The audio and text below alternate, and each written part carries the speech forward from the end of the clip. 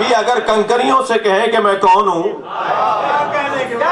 تو کنکریاں کلمہ پڑھ کے اس لیے بتا رہی ہیں کہ حکم امام، حکم معصوم ہے کہ بولو۔ ایک اعرابی، تھکے تو نہیں آپ؟ ایک اعرابی، ایک بدو، ایک دشمن رسول، ایک مخالف رسول، ایک اللہ کے رسول کو نہ ماننے والا گوہ کو شکار کر کے لایا۔ سندھی میں کیا کہتے ہیں گوہ؟ یہ پہلے کھاتے بھی تھے نا گوہ کو۔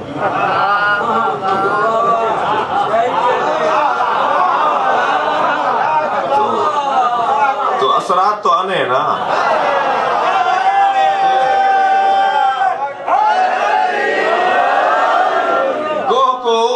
شکار کر کے اس کی دم پکڑ کر لے کر آنا تھا، پتہ نہیں کتنے گھنٹوں پہلے کی مری ہوئی تھی۔ سرکار کے سامنے آ کر کھڑا ہوا، کہنے لگا آپ رسول ہیں، دلیل کیا ہے رسالت پر؟ سرکار نے بے ساختہ اس مردہ جانور کو دیکھ کے کہا یہی تیرے ہاتھ میں جو گوہ ہے یہ بولے گی کہ میں کون ہوں۔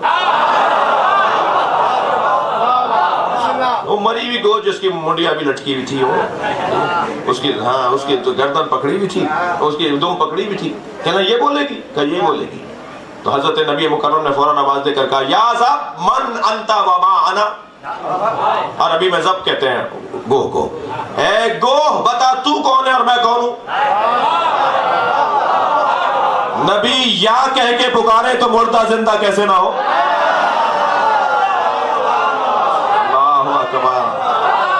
وہ جو مردہ ایک گوہ تھی، ایک مرتبہ اس نے گردن پہلے ہلانا شروع کی اور محسوس ہوا کہ زندہ ہے، اور پھر پھڑکنے لگی، تڑپنے لگی، اور ایک مرتبہ اپنی گردن کو اٹھا کر کہا انت رسول رب العالمین۔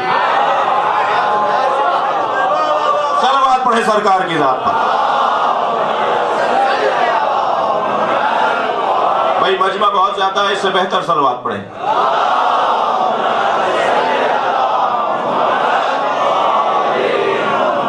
توجہ کر لیا آپ نے؟ چھری سے کہہ رہے ہیں حضرت ابراہیم میں تجھے سیدھا رکھتا ہوں تو الٹی کیوں ہو جاتی ہے؟ نبی بول رہا ہے تو اس کی مجال ہے کہ جواب نہ دے۔ تو لوہا بولا،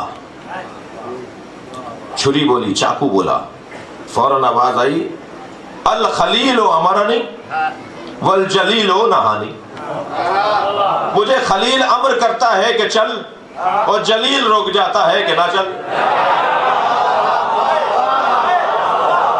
مجھے جلیل منع کرتا ہے اللہ اور مجھے خلیل کہتا ہے کہ چلے، تو میں جلیل کی مانتا ہوں۔ تو فوراً آواز دی یا اللہ کیا میری قربانی قابل قبول نہیں ہے؟ کہا نہیں ہے ابراہیم، تم چھری چلاؤ تمہاری قربانی قبول ہے۔ جی لوگوں کو سمجھ میں نہیں آتا کہ ذوالفقار بولتی تھی۔ میں لوگوں پر رحم کھاتا ہوں، مجھے ان لوگوں پر رحم آتا ہے جو مولا علی کے فضائل سننے کے بعد کہتے ہیں یہ کیسے ہو سکتا ہے، وہ کیسے ہو سکتا ہے۔ مجھے ان پہ رحم آ رہا ہوتا ہے کہ یہ اس وادی کے نہیں ہیں، انہوں نے اس گھڑے سے پانی نہیں پیا جہاں سے ہم پیتے ہیں۔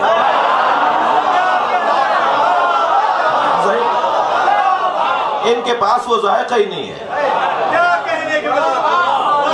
بھائی یہ محفلیں اس لیے بھی کیا کرو تاکہ ذائقہ بحال ہو،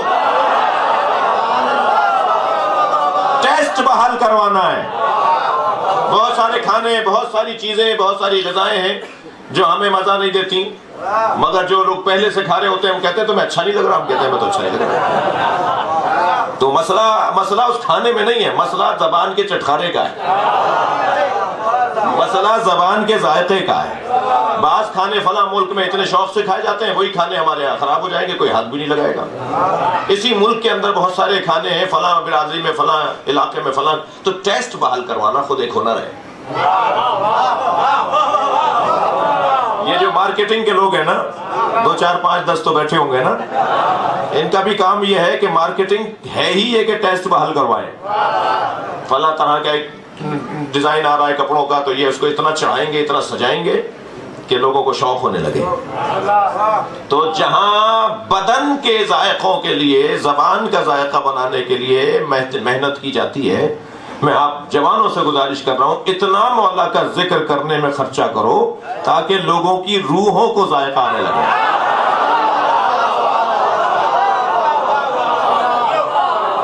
یہ روح کو جب مزہ آئے گا نا اس ذکر میں.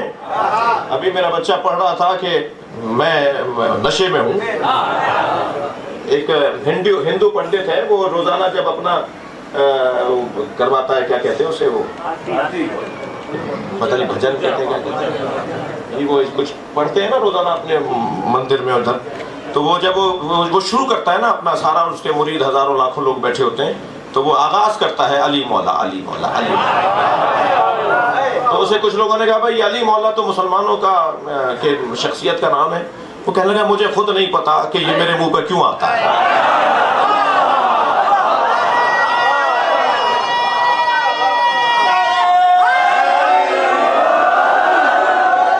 میں نے ایک سنی عالم دین کو وہ کلپ بھیج دیا, میرے اتفاق سے موبائل میں ہے وہ.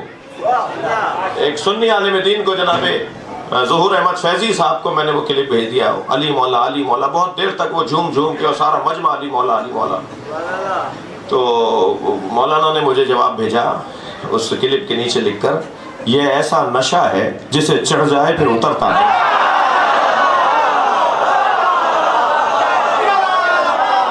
مولا کی ذات پہ صلوات پڑھیں گے.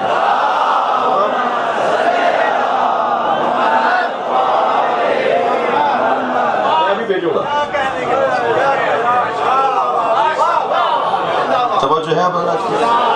ایک سکھ سردار جی کہنے لگے میرا پوتا روزانہ جب اسکول سے آتا ہے اور میں اسے دیکھتا ہوں اس گھر میں کودتا پھاندتا چڑھتا اترتا, صوفے پہ چڑھا, وہاں سے کودا, وہاں سے بھاگا, وہاں سے دوڑا, اور دوڑتے اچھلتے کودتے آوازیں لگاتا ہے یا علی یا علی. تو میں نے اپنے پوتے سے کہا, میں نے کہا بیٹا تم بہت دن سے سن رہا ہوں, تو میں یہ تم یا علی کی آوازیں کیوں لگاتے ہو؟ تو کہنے لگا دادا کیا کروں, جب یا علی کہتا ہوں نا طاقت آتی ہے, توانائی آتی ہے میرے اندر. تو یہ جو مزہ ہے نا, ذائقہ, یہ اس میں بحال کروانا ہے. میں ان لوگوں سے بھی تھوڑا سا خفا ہوں کہ جو کہتے ہیں جی اتنا خرچہ کیوں, جی اتنا خرچہ کیوں, اتنے پیسے کیوں, اتنا اہتمام کیوں کیا. جس چیز کو آپ مطلوب اور مقصود جانیں گے نا, اس کے لیے اہتمام کرنا پڑے گا. جتنا اہتمام بڑھاتے چلے جائیں گے اتنا فطری طور پہ توجہ بڑھتی چلے جائے گی. ایک صاحب کہنے لگے مولانا میرا بیٹا نماز نہیں پڑھتا, کیا کروں, کیسے سمجھاؤں؟ میں نے کہا آپ کیسے پڑھتے ہیں وہ بتائیے پہلے. کہنے لگے کیا مطلب؟ میں نے کہا نہیں آپ ذرا بتائیے, جب نماز پڑھنے کے لیے مصلی پہ کھڑے ہوتے ہیں تو کیا طریقہ ہوتا ہے؟ کہنے لگے کبھی بنیان میں پڑھ لیتا ہوں, کبھی گچھے میں پڑھ لیتا ہوں, کبھی تہمت میں پڑھ لیتا ہوں. آفس سے آیا ہوں تو پہلے جلدی سے نماز پڑھوں پھر نہاتا ہوں جا کر. تو میں نے کہا آپ نے نماز کو فارغ لوگوں کا کام بنایا, آپ نے نماز کو اس انداز سے اپنایا کہ آپ گورنر صاحب تو بہت دور کی بات ہے, ڈی سی صاحب سے ملنے بھی جائیں تو اجلے سے کپڑے پہنتے ہیں, پرفیوم لگاتے ہیں, بال بناتے ہیں, ذرا اپنے اس دن تھوڑا بہت کچھ اپنے چہرے کو بھی اچھا کر لیتے ہیں. جی جب آپ دنیا کے وہ بھی ڈسٹرکٹ کے سربراہ سے ملنے جائیں تو آپ اپنے آپ کو سنوار رہے ہوتے ہیں, کائنات کے رب سے بات کر رہے ہیں, اور بنیان میں نماز پڑھ رہے ہیں. تہمت صلوات پڑھے ذرا محمد والے.